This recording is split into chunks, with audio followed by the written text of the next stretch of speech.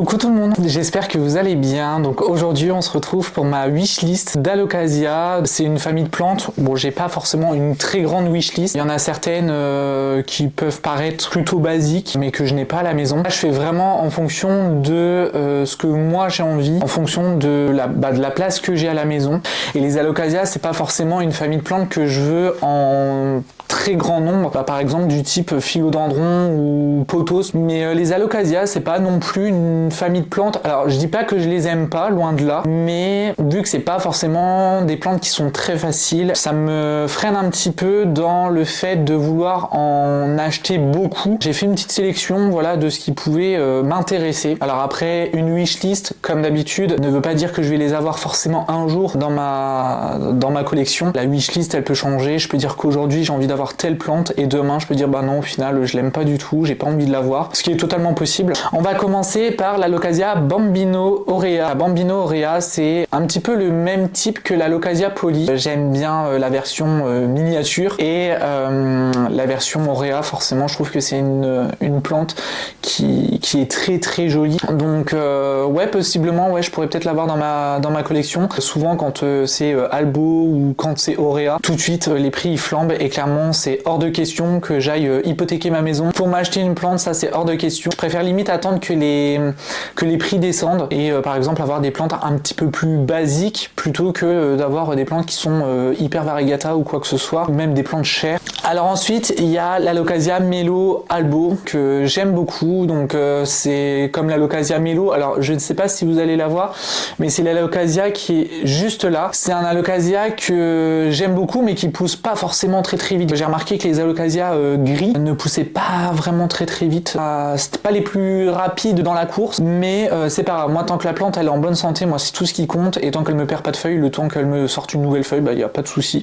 Par exemple, mon Alocasia Melo, en plus de 6 mois, il m'a sorti qu'une seule feuille. La version Albo Variegata, je trouve que c'est je pense le must du must au niveau du mélo. Ensuite, il y a l'Alocasia Jacqueline Nobilis Rose. Je trouve que c'est un parfait mélange entre l'Alocasia Jacqueline et l'Alocasia Poly avec des variégations roses. Ça a la forme de l'Alocasia Jacqueline, je trouve personnellement. Alors après, ce ne sont que mes impressions. À côté de ça, je trouve qu'il y a aussi un peu la partie Alocasia Poly. Il y a quelques variégations roses que je trouve vraiment très jolies. C'est vrai que des variégations roses, il y en a pas non plus énormément, je trouve, dans le commun des plantes. Bon après, c'est pas naturel, je ne pense pas. Je trouve que c'est joli et possiblement, ouais, je pourrais peut-être l'avoir dans ma wishlist. Alors ensuite, il y a l'Alocasia Maharani. Alors pendant des mois, j'ai cru que mon Alocasia Melo c'était un Maharani, mais en fait le Maharani a des feuilles qui ressemblent étrangement au Melo, sauf que les nervures sont plus marquées et sont plus claires que l'Alocasia Melo. L'Alocasia Melo il est gris mais sur tout. Et l'Alocasia Maharani, il a ouais, les nervures qui sont plus claires. Donc je me dis après pourquoi pas l'avoir. Après je me dis j'ai déjà le Melo, donc en soit c'est deux Alocasia qui se ressemblent, donc peut-être que je l'aurai, peut-être que je l'aurai pas, ça j'en sais rien du tout. Alors ensuite il y a le Macrorhiza Black, hormis un nom qui est un peu compliqué à écrire, mais le Macrorhiza classique je le trouve pas sans sas, on va dire. Je me dis que la version Black est beaucoup plus jolie. Alors après c'est exactement la même forme de feuille, la même couleur de feuille, mais c'est au niveau du pétiole de la tige qu'il y a toute la différence, parce que forcément les pétioles sont noirs. C'est vrai que j'ai pas du tout de plantes avec des pétioles noirs et je me dis qu'en vrai ça peut être plutôt joli. Ensuite il y a la Alocasia Aslani. Alors je trouve que la Aslani au niveau de la forme de feuille il est vraiment magnifique. Je sais pas, c'est un Alocasia que je trouve très joli. Alors je sais que j'ai pas beaucoup de vocabulaire quand je dis l'Alocasia est très jolie, mais de toute façon après vous voyez par vous-même. Alors de ce que j'ai compris, c'est pas un Alocasia qui est très facile. Je sais que j'ai eu des échos comme quoi c'était pas un Alocasia qui était facile. Alors après il y a l'Alocasia Poly Variegata. Alors l'Alocasia Poly Variegata c'est je pense le must du must au niveau des Alocasia Poly. J'ai déjà un Alocasia Poly classique qui pousse bien. Je vais pas dire super, mais qui pousse bien. La version Variegata, je trouve que bah ouais, comme je le dis depuis le début de la vidéo, c'est un Alocasia, je trouve le truc que je me dis c'est est-ce que si j'achète un jour l'Alocasia Poly Variegata, est-ce que je vais me lasser de l'Alocasia Poly basique? En fait, c'est juste ça que j'ai peur, parce que je me dis j'ai déjà la version un peu basique. Est-ce que si j'achète vraiment la version Variegata, est-ce que je vais me lasser et je vais vouloir par exemple avoir que du Variegata, ou je sais pas. J'ai eu des petits soucis avec avec l'Alocasia poly classique. Je me dis, est-ce que je vais peut-être avoir les mêmes avec l'Alocasia poly variegata? Après, je sais que c'est une plante qui va avoir besoin d'un peu plus de luminosité.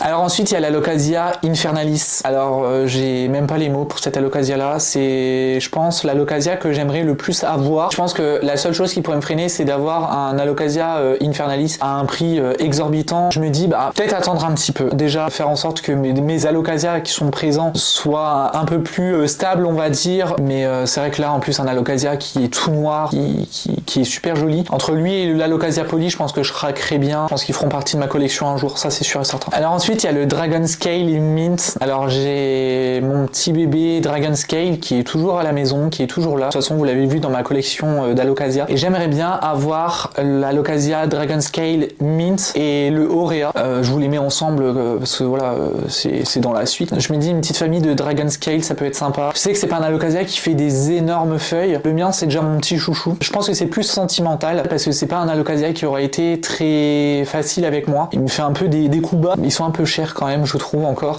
Alors ensuite, il y a l'Alocasia Bambino Rose Variegata. Alors c'est comme le Bambino Variegata Albo. Là, les variegations, elles sont roses. Je trouve ça hyper joli. Lui, je trouve qu'il coûte quand même très cher. Lui, clairement, je vais attendre que le prix descende parce que pour moi, il coûte beaucoup trop cher. J'aimerais bien avoir l'Alocasia Black Velvet Rose Variegata. Alors lui, je l'ai vu à 300 balles. Franchement, 300 balles. Ça fait mal. Ça pique les yeux quoi, quand on regarde le prix, ça pique les yeux, ça fait mal au cul. Hein, clairement, je vais pas mâcher mes mots là, mais 300 balles pour un petit Alocasia. Alors déjà que le Black Velvet, j'ai déjà du mal. Alors le Black Velvet Rose Variegata, voilà quoi. Mais je le trouve très très beau, clairement on peut pas dire qu'il est moche. Je pense clairement que c'est le must du must, c'est la Rolls Royce du Black Velvet. Je pense que si on a un Black Velvet Rose Variegata, clairement... je pense qu'il n'y a aucun Black Velvet qui pourrait le détrôner. Mais comme je dis, clairement, je trouve que le prix est beaucoup trop cher et c'est pas pour tout de suite, quoi. Clairement, je pense que j'attendrai peut-être 5 ans, 10 ans, 20 ans peut-être avant d'avoir ces Alocasia-là. Bref, j'espère que cette vidéo vous a plu. J'espère que je vous ai peut-être fait découvrir des plantes. Dites-moi quels sont vos Alocasia qui sont dans votre wishlist. Si vous les avez déjà, dites-moi si y a des difficultés d'entretien ou pas. Même ça peut être utile à la communauté de partager votre expérience en commentaire. Et ça, je vous le dirai très souvent. L'espace commentaire, ce n'est pas que pour moi de vous répondre. Si vous n'êtes pas forcément d'accord, toujours dans la bienveillance, si vous avez une expérience par rapport à telle ou telle Alocasia que j'ai évoqué dans cette vidéo là, il n'y a pas de vérité absolue, hein. On cultive du vivant. J'ai envie aussi que l'espace commentaire ça serve au plus grand nombre. C'est pour ça que je vous dis, si vous avez envie de partager votre expérience sur certains Alocasia, même des Alocasia qui sont de ma collection d'Alocasia ou d'autres Alocasia en question, n'hésitez pas dans l'espace commentaire à parler et à échanger entre vous aussi. Donc j'espère que la vidéo vous a plu. Si c'est le cas, n'hésitez pas à vous abonner si ça n'est pas déjà fait, à cliquer sur la petite cloche des notifications, à laisser un petit j'aime, un petit commentaire. Voilà, ça me fait toujours plaisir de vous lire et de vous répondre. En attendant la prochaine vidéo, je vous fais plein de gros bisous, faites attention à vous, prenez soin de vous surtout, et je vous dis à très vite pour une prochaine vidéo. Salut!